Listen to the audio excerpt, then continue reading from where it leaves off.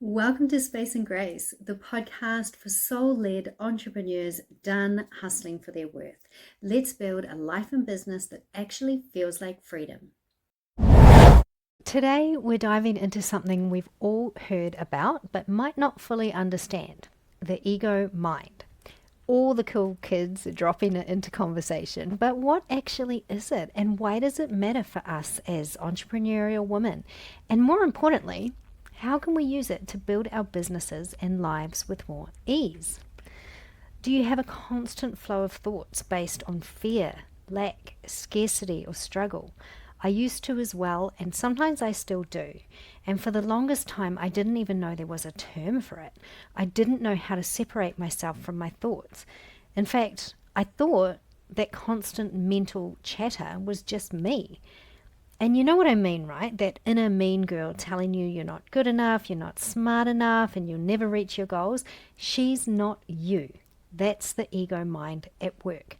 But here's the twist: she's not actually your enemy either. She's more like an overprotective friend who's just a little too concerned about keeping you safe. You know, the one who's constantly saying, "Are you sure about this? What if you fail?" Today, I'm going to break it all down for you: what the ego mind is, why it acts the way it does, and most importantly, how you can work with it instead of letting it hold you back.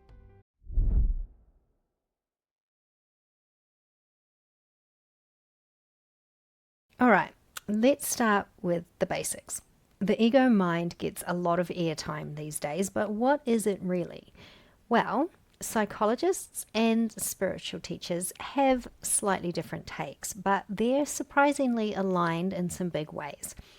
In psychology, your ego mind is like your internal GPS. It's the part of your mind that keeps you grounded in reality, helps you navigate life, and makes sure that you don't do anything too risky. It's like a safety net for your sense of self. And on the flip side, spiritual teachers like Eckhart Tolle see the ego as something that creates a sense of separation, making you believe you're just this isolated person instead of something much bigger. Tolle says the ego isn't wrong, it's just unconscious. And that's the kicker: the ego is not evil, it's just not always operating from your higher self. And here's where it gets personal for us, those of us who are building businesses, those of us who are trying to forge a different path. The ego is both our biggest cheerleader and also our biggest roadblock. It's the voice that says, "You've got this," before you do something scary like a big pitch. But it's also the one that whispers, "Yeah, but what if you faceplant?" It's like having a hype squad and the nastiest mean girl all in one. And when I was researching for this episode, I was reminded of the reptilian brain, which senses fear and triggers fight, flight, freeze, or fawn responses. And while the reptilian brain operates instinctually to ensure our survival, the ego mind works on a psychological level, often amplifying fears with thoughts of lack and struggle or examples of our unworthiness. Stories of when we've screwed up in the past or of people who were mean to us when we tried something new, all in an effort to just keep us in our safe and comfortable zones. And the magic happens when you learn to recognize which voice is speaking and why. Is it your ego protecting you from failure, or is it just afraid of stepping out of its comfort zone? Alison J. Kay puts it beautifully. When you transcend the ego, you're not losing it, you're just putting it in the back seat while your higher self takes the wheel. For me, I've noticed my ego playing up whenever I'm putting together a new webinar or masterclass. I never used to notice it before. I'm sure it was still happening, but I just wasn't aware of it. And no matter which way it pops up, it always boils down to fear of me not being good enough. So that's fun. But let's talk about ways it might influence your thinking and your results. Because the ego is trying to protect you, but in doing so, it keeps you small. So let's talk about imposter syndrome. Have you ever felt like you don't belong in the room, even though you've earned your spot? That's your ego whispering, "Who do you think you are?" It's trying to protect you from rejection or criticism, but all it really does is fuel your self-doubt. Deepak Chopra says, the ego relies on the familiar. It is reluctant to experience the unknown, which is the very essence of life. What about comparison syndrome? Have you ever been stuck in a social media rabbit hole where you're scrolling mindlessly and then you start comparing yourself to other people, right? You're comparing your beginning to someone else's highlight reel. Your ego is shouting, look at her success. She's so amazing and shiny and successful. Why would anyone care what I have to say? But their journey has nothing to do with yours. Another way it shows up is fear of failure, and this one's a biggie. Your ego convinces you that failing means that you're a failure, and this one will cut you off at the kneecaps. But failure isn't the end, or it shouldn't be the end, it's just feedback. And every successful entrepreneur will tell you that their biggest lessons came from their missteps. Then we've got perfectionism. This is just the ego in a fancy outfit. It's your ego saying, if it's not perfect, don't bother. And this one will keep you stuck for ages, tinkering away in the background, trying to make things perfect, instead of just putting something out into the world and getting feedback. No one hits it out of the gate on the first try. No one. So don't let your ego mind talk you out of being curious enough to try something uncomfortable. Try, learn, try again. I live by the mantra, done is better than perfect, because if I didn't, I'd never get anything done. But even still, when I was putting together my most recent masterclass, I overcomplicated the crap out of it. I overanalyzed everything. Oh my gosh, I just got so twisted up for no reason other than my ego not wanting me to go out there and deliver it. It took me a couple of additional weeks to get it done because I overcomplicated it. And it was just so silly. And even though I could see what my brain was doing, I couldn't get it under control enough. So yeah, I wasted a couple of weeks before actually delivering that masterclass. So now that we've looked at the various traps, let's talk about how to manage the ego so that it works for you instead of against you. Stillness. Now, I've got to be honest, when I first learned that the highest expression of my vocation sphere in human design was stillness, I scoffed. I really did. I was just like, oh, well, too bad for me, because that's never going to happen. It just felt so out of reach. But let's nerd out on human design for a second. The vocation sphere reveals what you're here to learn by transforming your deepest shadow into a gift for the world. And for me, this is tied to gate 52, the gate of stillness. It's all about focusing your energy. And the shadow is stress, feeling that constant pressure to do more. Can you relate to that? Just constantly feeling like you need to do more? But the gift is restraint, knowing how to balance action with patience and trusting that everything has its own timing. And at its highest, this energy embodies stillness, a space free from fear and stress, and a gateway to enlightenment. So this sounds pretty lofty, right? But here's the thing. Since I've started embracing stillness, it's been a game changer, because I finally got to the point where I was like, maybe I should just give it a go. Like, what's the worst that can happen? And so what I started doing was every day I would set aside at least 10 minutes to try to be still. And I like to imagine that I'm balancing a glass of water on my third eye.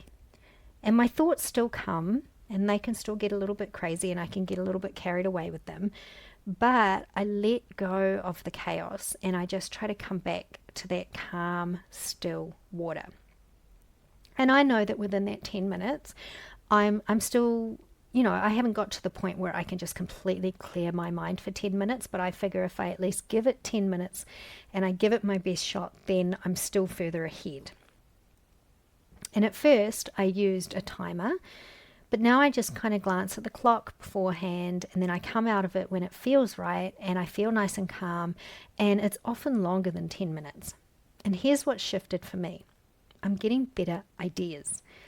And with that, I'm getting better ideas, but I'm also not jumping on them right away, actioning them right away, and then feeling like I'm completely exhausted. I'm also less reactive. I've created a sort of mental retreat. It's like a safe space in my head where I can go to whenever I feel triggered so that I can kind of calm myself down and then respond calmly. Now, I'm not going to pretend that I can do this all of the time, but I can do it a lot more than I've ever been able to do it before. When I wake up, my brain isn't immediately whirring. I wake up and my brain is still and calm, which is pretty game changing for me. And whenever I do feel like I need to take action, I'm able to quickly bring myself to a place of calm and stillness first. And then I only take action if it feels like the next best step. As opposed to in the past where I just take action out of fear. I was always like, I've got to do this, I've got to add this, I've got to do this. But that's just my experience, and don't take my word for it. Eckhart Tolle, who I mentioned before, he explains that the ego is the constant chatter in our minds driven by fear, desire, and past experiences. But by creating moments of stillness and being fully present, we can step back and become the watcher of our thoughts, rather than getting caught up in them. And when we observe our thoughts without judgment or attachment, we create space between who we truly are and the ego. And when we're fully present, we access our intuition and inner being, making us more creative and less reactive. So all of my experiences, when I read this about from Eckhart Tolle, I was like, oh, that's happening to me. So here's another ego management strategy. Pause and observe. Next time you feel defensive or embarrassed or overwhelmed, just pause. Take a couple of deep breaths and ask yourself, what's really happening here? Because 9 times out of 10, it's probably your ego reacting to some old story, not the present moment. And this is another benefit of my daily stillness practice. Whenever I start worrying about the future or reliving some crappy event from the past, I'm able to bring myself into the present where I feel so much calmer and in much more control, which is really lovely because I used to just follow those thoughts and go down those rabbit holes and relive that crappy conversation or worry about something that may not even happen. Another management strategy is to reframe negative self-talk. So when your ego starts up with all the reasons you'll fail, you can respond with, I'm learning and growing. And over time, you'll retrain that inner dialogue to work for you. And another way to manage it is to create a brag bank. So you can keep a list of every brave moment, every time you push through fear, every testimonial or review or message that you've received from someone who's paying attention and getting value from what you do. It's like building a case file against your own doubts. It's a constant reminder of your strength and your growth. So we've covered a lot today. We've unpacked the ego mind. We've explored how it can keep us small. And I've given you some simple ways to start making it work for you instead of against you. And remember, the ego is not your enemy. It's just trying to keep you safe and in your comfort zone. I will say, though, that mine can go a little cray-cray. Like some of the things she shows me or makes me feel are quite bonkers. And the more you're able to watch and observe and remove yourself from it, the more fun you can have. I've found that I've been able to, I've been shown, or somehow my brain has experienced something like some story or past event or whatever, and I'm able to just kind of laugh at it instead of getting carried away with it. And it just makes me feel so much more in control. Because if you're trying to create something new, we don't want to be in our comfort zone, right? So we don't want to be listening to the ego. We don't want to be trapped by our ego in our comfort zone because you're probably not even that comfortable, right? You're just familiar with it. So with awareness and the right tools, you can separate yourself from the ego's grip and just tap into your true power. And as the wonderful Marianne Williamson said, our deepest fear is not that we are inadequate. Our deepest fear is that we are powerful beyond measure. The ego's job is to keep you safe and small, but your higher self, your inner being, is calling you to step into your full potential. So start learning how to quiet down that chatter, become the watcher, and move forward with more creativity and confidence, and most importantly, courage. And these things only come from being fully present and aligned with our true selves. So go out there, manage that ego, and let your inner power lead the way. And because the ego is a tricky little bugger and very difficult to spot when you get started, I would love for you to book a call with me so we can explore how working together can help you reach that next level of success without the added drama and without the setbacks and without bringing in all that baggage and those old crappy stories that you keep telling yourself over and over again. So where you are listening to this, you will see a link to book a call with me. I would love to have a chat.